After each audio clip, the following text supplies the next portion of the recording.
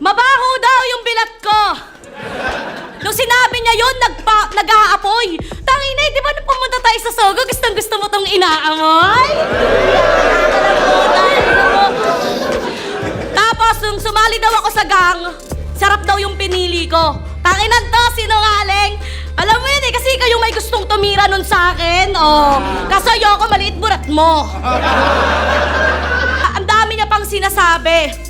Lahat naman nagbimintis. Kung siya daw yung hahalikan ko, tatadyakan niya daw ako. Subukan natin ikikita.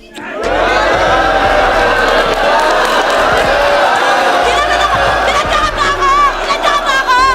Hindi, di ba? Tangina mo! Isabaw! Isabaw! Gusto na lang. Tanginan to, wag mo akong niyayabangan sa imahe mong baluktot. Eh mukha ka nga, di ba nakakakantot? Di ba? Ako ba ata magtuturo sa'yo ng tamang bitaw? Ang nagpapakita mo. Aubrey, kamusta?